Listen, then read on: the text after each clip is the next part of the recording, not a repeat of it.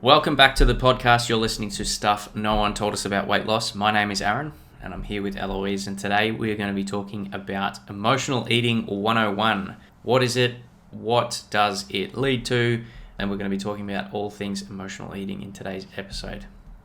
Yeah, and what brought this on is a few months ago on Instagram, we made a poll on our Instagram stories, and we were quite surprised by the fact that 98% of people who responded to our poll said that they experienced emotional eating at some point. Yeah, and it's interesting because a lot of us have a perception of what emotional eating is. You know, we all picture the person who's sitting there bawling their eyes out into a tub of ice cream, and that's what we deem as emotional eating. But that's like one really, really small example, and 9 times out of 10, that's not always just the case. Yeah, that's definitely a perception that I had previously as well. You know, it's really only in the last few years that I've realized that I've been emotionally eating my entire life and just not knowing that that's what I was doing, because for that exact reason that I thought emotional eating means that I'm really upset and eating an entire box of chocolates. Yeah, well, I mean, even myself, there are times where I've eaten to feel an emotion. Like, we're often brought up as kids and taught these things, food will make you feel better. Or it's a reward. Yeah. I also want to mention, just before we get into this podcast, is like emotional eating in and of itself is not a bad thing. It's not about you have to eliminate all emotional eating, otherwise you're a bad person. Like, it's nothing about that. It's more that some of us who have excessive emotional eating, so most of the eating we do is emotional and we have an attachment to food. If we also then have a weight loss goal or have a goal to feel really good around food and feel good when we eat food, feel good in our bodies, then reducing emotional eating is going to be something that's going to be really helpful. Yeah. And so to start this off, like, what is emotional eating? Well, emotional eating is simply to eat to feel an emotion. So we're either trying to avoid feeling a certain emotion or we want to try and feel a certain way. So we're using food to do that. Yeah, and essentially it's eating anytime we're not physically hungry, because physical hunger is driven by our body's need for food. Any other need for food is coming from our brain. Yeah. And so that is emotionally driven in some way. And it's important to note that emotions and feelings can be any type of emotion. So we can eat when we're bored. We can eat when we're sad. We can eat when we're happy or when we're excited. We can eat when we're frustrated, when we're feeling stressed, when we're feeling tired, when we're feeling anxious or overwhelmed. The list is really endless. Basically, anytime we're eating to either avoid feeling a certain way or to create a feeling, that's emotional eating. Yeah, that's right. And I feel like, just on that point, it's easy for us to grasp emotional eating. Maybe we're feeling sad, therefore we're going to eat some food to feel better. To cheer us up, yeah. But quite often, like, you might be at a social function or a gathering or something, and there's food going on and you're already feeling pretty good. Most people have a tendency, when they're feeling great, they want to make that even more. So they will eat food to raise those feelings up even more. So they're enhancing that feeling of feeling good. They're constantly eating, they're around others, they're feeling better and better and better the more that they consume. And as we said earlier, if you do have a goal of losing weight or improving your relationship with food, that's something that tends to fly in under the radar and people aren't consciously aware of it going on. And so one thing to note is we're not specifically eating for the emotions or because of the emotions per se. We're eating in response to what we think about those emotions. We're not really taught from a young age how to process emotions, how to deal with them. We're just sort of like given an option to escape that thought that we're having about the emotion. I know, for an example from my past is, whenever we were sort of come home from school and we had a really rough day, it was like, here, have some biscuits. Yeah. Because, eating the biscuits will take your mind off what you've been thinking about. Yeah. So food is a coping mechanism a lot of us have because we're afraid to feel uncomfortable emotions. And when we're afraid to feel that discomfort, what we do is we look to food to distract us so that we don't have to feel uncomfortable anymore. Yeah. And food is a really easy and quick and accessible way to do that.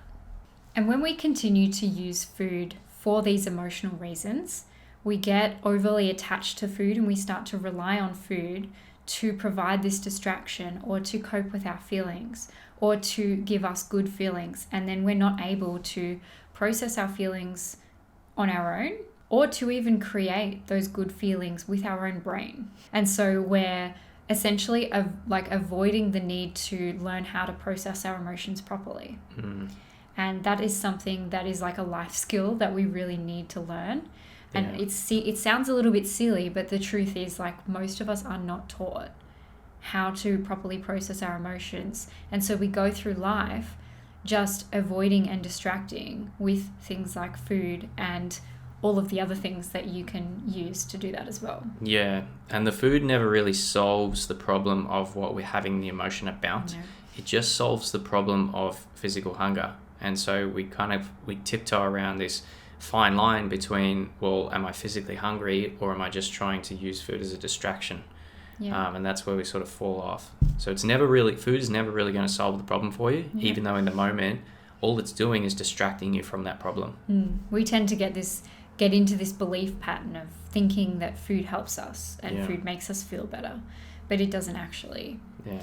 And this is a big reason why we eat emotionally, because we tend to then associate, okay, well, whenever I'm uncomfortable, if I then eat food, I'm distracted, and so therefore I don't feel uncomfortable anymore, so then it must be the food making me feel better. But that's never true, because there's a difference between genuinely feeling good and just being distracted from feeling bad. And often we can't differentiate between the two. We think that we're feeling good, but we're actually not, because we're not genuinely creating feelings of happiness and joy and peace and furthering our lives in any way.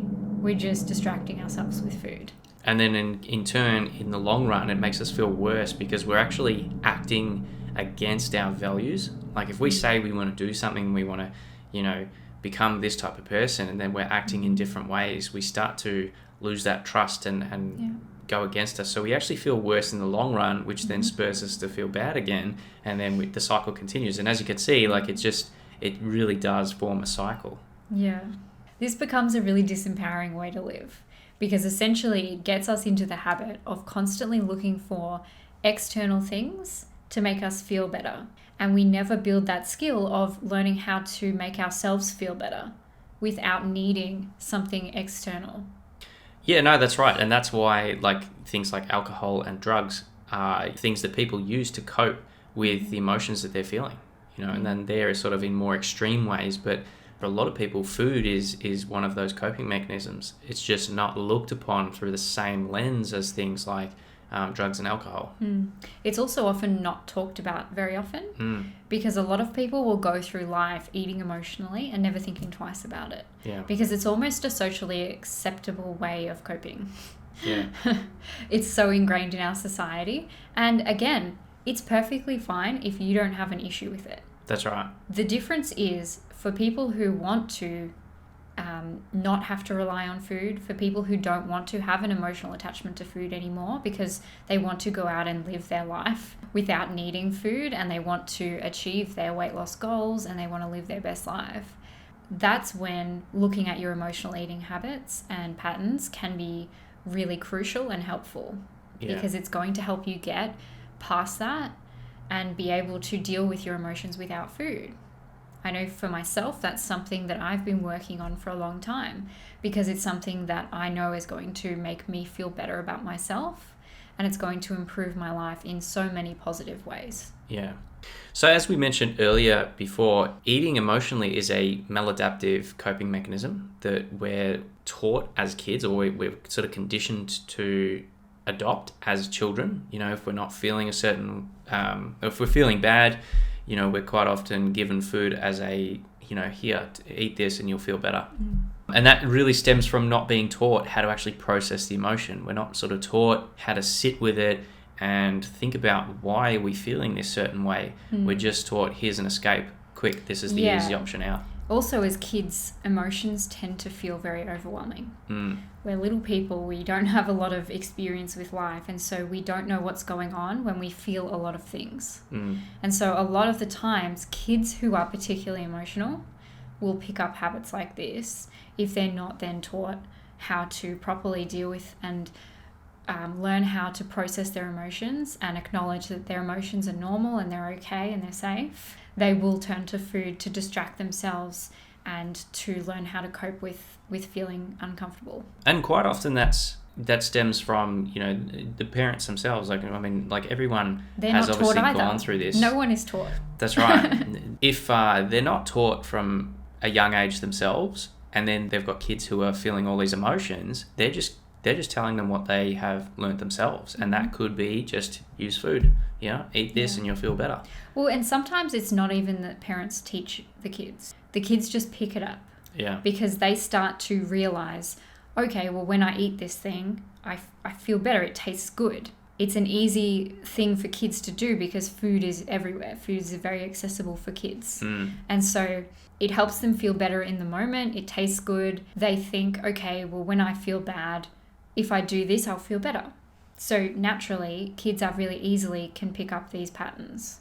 But the difference is, as adults, these patterns no longer serve us. So these patterns that were protective as children, when we didn't know how to process our emotions, as adults, they're now sabotaging behaviors. They're not helping us because as adults, we can deal with our emotions. We're very capable of processing emotions, but we're so ingrained in these habits of eating to distract ourselves that we just don't know how to flip that switch. And it's also, we're at a point as adults where we're more independent. We're not dependent on people to look after us and to take care of us. We can make those decisions for ourselves. And the problem is when, as adults, we're making thousands of decisions every single day, which are outside the realms of what any child has to make a decision on. A lot of the times we get decision fatigue and then we just go back to those ingrained patterns. And unfortunately, for a lot of us, that is, when I feel an emotion, I eat this food and I suddenly feel better. Yeah. And again, that's a sort of a thought error because we're not actually feeling better. We're just distracted from feeling bad. Yeah. And so what happens a lot of the time, and you might have experienced this yourself, is that when we try to go on diets or we try to change our eating patterns, and I know this has happened to me many times, we try to change our eating overnight, this new meal plan, this new diet, this new program, but we never learned how to deal with our feelings. What will happen is we'll be doing well for a little while, but then when our emotions get too much or, we get stressed or we feel tired or whatever happens, we're going to quit and go back to the food because we have to deal with our emotions in some way. And if we're not doing it in a healthy way, we're going to then be using food. And it's really difficult to emotionally eat and be on a diet at the same time. That's right. And most diets never teach us how to deal with our emotions. They never teach us what to do other than, well, don't eat that food. Get it out of your house. Yeah. Well, that's helpful. Or the other one is quick substitutions. And that is, if you think about it from an objective point of view, like that is exactly the same thing as what emotional eating is. It's like coached emotional eating, essentially. Yeah, it's instead of dealing with the actual problem, it's just like, here, take a quick route. Put a Band-Aid on it and make an avocado chocolate mousse instead of eating chocolate. Yeah, exactly. You're still eating the thing for emotional reasons. It doesn't matter what the food is. It's like when we get into those habits of continuing to do that, what we're doing is we're denying ourselves the opportunity for personal growth.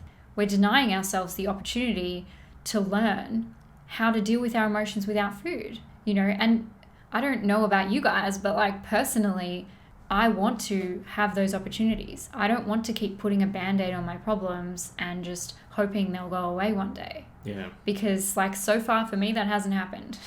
That's right. It took me deciding, no, I'm not going to do that stuff anymore and I'm actually going to face it head on. Yeah. And it's also that the longer you leave it and you just sort of sweep it under the rug, the bigger that monster gets. Yeah. It becomes more and more and more of a problem until you reach a breaking point, until you go like, enough's enough, like I have to change. And that's often too late for a lot of people, is they get to that point where they have to change. And for some people that could be the doctor saying to them, like, you've got to make changes. Because they've just kept sweeping it under the rug time and time again.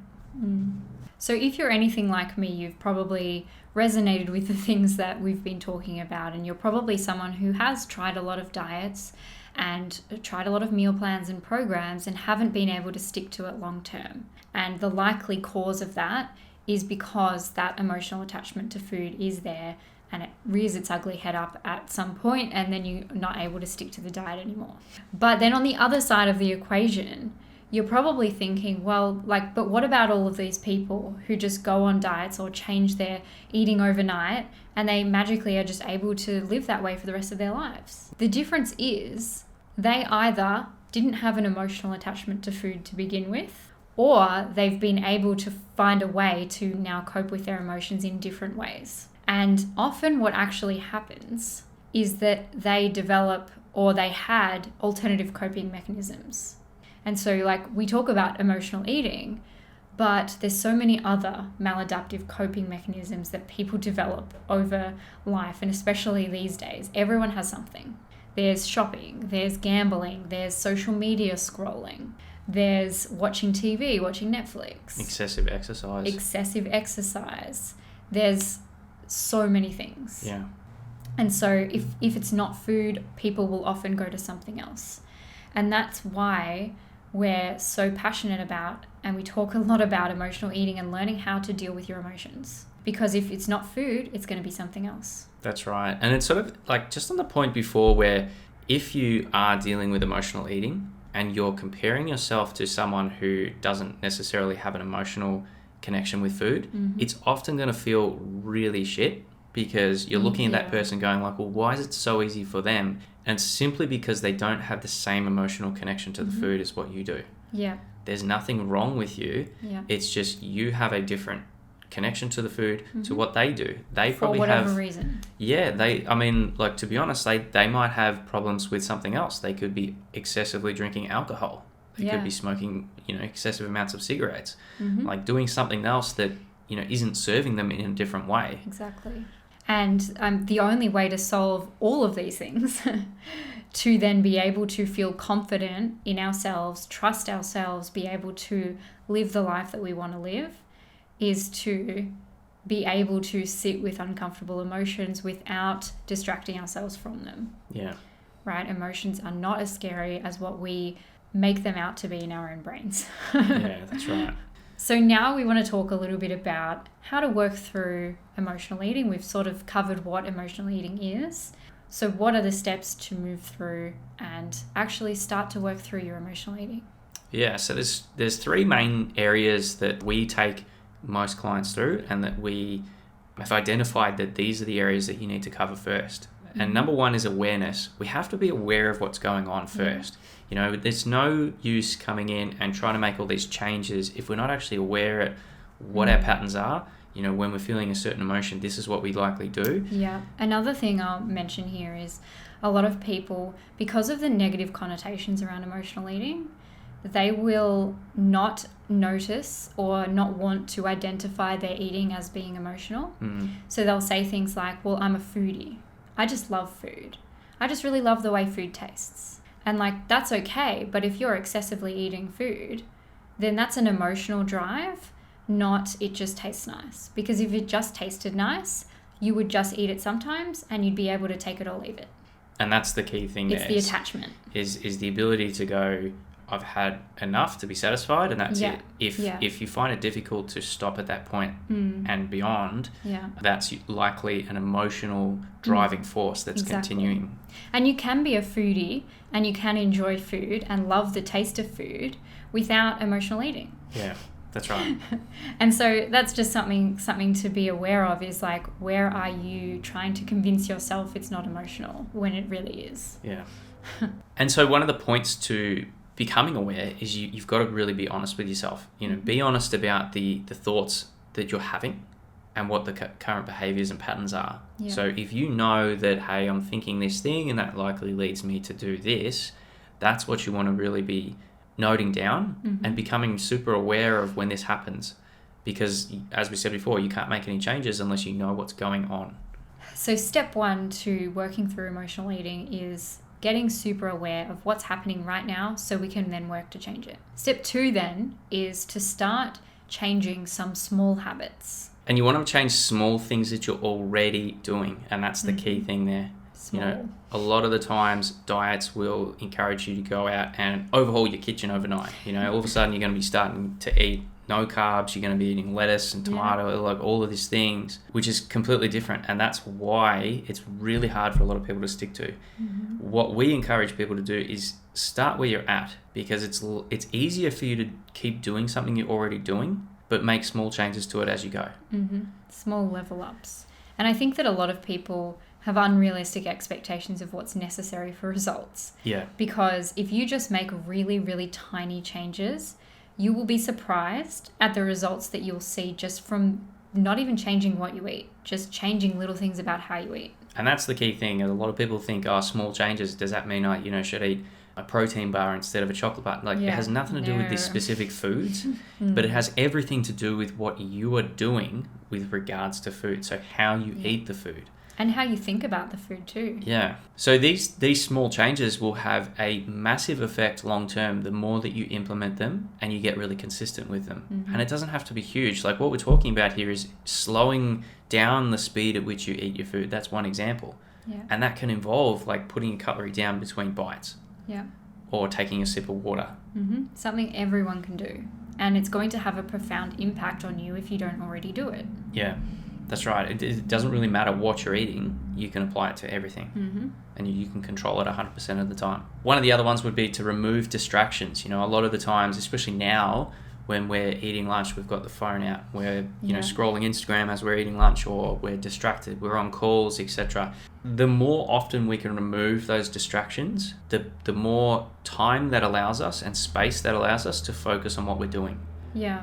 And another point on that is also, when we eat emotionally, often we're doing it quite mindlessly. We're not sitting there and really appreciating every bite. We're just putting something in our mouth to find that distraction or that small feel-good moment. So if you can get into the habit of eating mindfully, you're going to be able to catch yourself much more often. Whereas if you're constantly eating in this distracted state, you're practicing that it's okay to eat distracted, and you're going to do that more often, meaning it's more likely that you'll be eating emotionally in many ways without noticing that you're doing it. And sometimes too, the emotions can actually come as a result of what you're doing while you're eating. So for example, if you're sitting there scrolling Instagram and you see, your friends out going and having a good time, and that makes you feel bad, then that you're also eating, you're tying that all together. It's this perfect storm of things that are happening. Whereas if we're just focusing on the eating, we're not necessarily, aren't going to feel that same emotion. We're just going to be focusing on what we're doing. And so once again, like, these sound really, stupid simple, and that's the point. If it's really simple, it's easy for you to implement, and it's going to be easy for you to do day and day again. But also becoming aware of these sorts of things. Like, we're not going to be having to solve this massive problem in order to eat our food. It's just going to be really simple, something that we can do, and we're already doing it. We're just going to piggyback it on what we're already doing. Yeah, and I think there's a big misconception as well about how change is created, especially when it comes to weight loss. I think that a lot of people think that change is created in this big, massive, they have one breakthrough moment where everything changes and all of a sudden they're a new person and they're doing all of the good things. Yeah. But that's not how it works for 99.9% of people. For the 99.9% of people, it is tiny little changes over time that is what creates the results. So if you want those results for yourself, you have to assume you're in that 99.9% of people. And we're both included in that as well. Tiny little changes is what we have personally done, what we have seen so many people do successfully, because it happens slowly over time, and then before you know it, you've created this big change in your life and you're able to sustain it. Whereas when you go for those big breakthrough changes, it's rarely sustainable, and that's where you get that, I've lost 10 kilos. I've gained 10 kilos. I've lost 10 kilos. Now I've gained 10 kilos. Yeah. And you get into that yo-yo. That yo-yo is created because you haven't done it with the small sustainable changes approach. That's right. And so the third step to all of this, so that in the 3 parts, is you want to get really curious and work on your emotional intelligence. So really getting curious about what is going on, why am I feeling a certain way, what am I thinking about, that's possibly leading me to feel an emotion? Like really starting to get curious and start to look at yourself objectively and start to go, well, what are the patterns that I'm starting to see with me? And what am I feeling, what am I thinking about my emotions as well? Am I trying to distract myself from feeling a certain thing? So I find it really helpful. Ask yourself, what do I really need right now? In this moment where I'm finding myself wanting to eat, what is it that I really need? And to sit there with yourself for a moment and ask yourself, what am I feeling? What do I need that's not food? Yeah. If food wasn't an option, how would I be able to deal with this right now? Yeah. And that's often how you will start to find those answers for yourself. And that's how we start to learn how to process our emotions. But the first step is learning how to feel the feeling rather than avoiding it. And I feel like just on that point of thinking about if food wasn't the option there, what would you do instead? Yeah. It gets you thinking into that problem-solving mode again and trying to figure out different ways. And then if you do figure out something that you can do right then and there in that moment, you can use that again. Yeah. You can use it again. But still keep questioning like why you're feeling things. Like what are you thinking in the moment? Because you're trying to essentially break the chain, break the patterns that you're already doing, and getting really curious as to what's causing this. What's the actual driving force here? Yeah. And when you're in that state of being curious and asking questions, you're much more likely to be thinking of your future self and how you want to deal with the situation, versus if you're not in that state and you're just reacting, you're going to just react and you're going to probably be running an automatic process from previous habits. And then before you know what's happened, you've done the action, you've eaten the food before you could even step in to notice what was going on. Yeah, that's right. And one of the ways that we teach in our programs and to our clients to change the way we're thinking and then obviously change the behaviors and the outcomes and the actions that we get is by journaling. You know, writing things down. When we write things down, it takes it out of our brain onto a piece of paper and we're able to objectively see that. Yeah. And it's funny because when it's in here, in your head, it seems like the nastiest, scariest thing sometimes, depending on what you're thinking about. And then when you write it down and you look at it and you're like, that's actually kind of silly. Yeah, it's like it's not as bad anymore.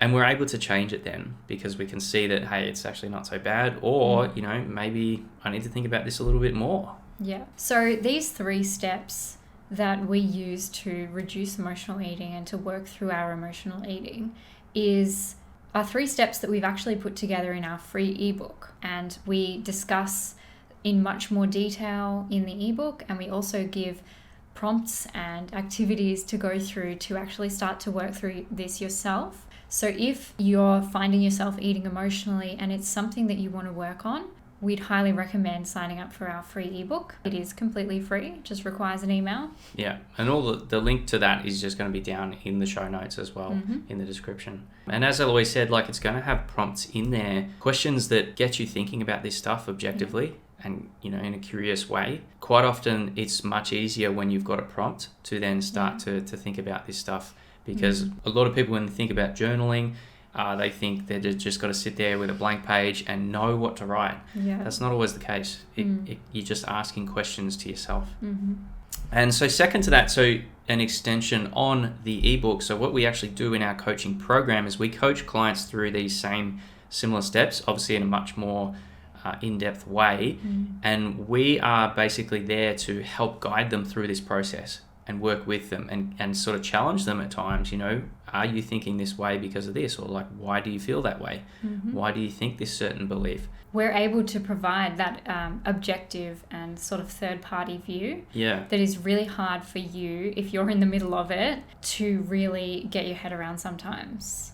It's really great to have someone else who's not in your life directly to step in and go, oh, have you thought about it this way? That can sometimes just trigger that thing that then makes you take some steps forward that you wouldn't have taken previously. Yeah, and obviously that's going to be a much faster way of doing it too, because you're not going to have the option to just keep sweeping it under the rug. Because if we're trying to do this all ourselves, like you can get a really decent amount of the way, but sometimes there's going to be things that just slip through and we go, oh, you know, that's a little bit raw, I'm going to sweep that under the rug. Or even things that trip you up along the way and you're not sure how to handle it, or you're not sure if you're doing it right. That's what coaching can really help with, is because we're like, there to reassure you or to redirect you. And so that program is called the Intentional Weight Loss Workshop. And if you want to find out more about that, how it all works, what we go through in the program, hear from some of our clients that have already gone through it, you can click on one of the links down below in the description. That's going to take you to a page which will tell you everything about it. So that's it from us today. We hope that you've gotten a lot out of this episode talking about emotional eating.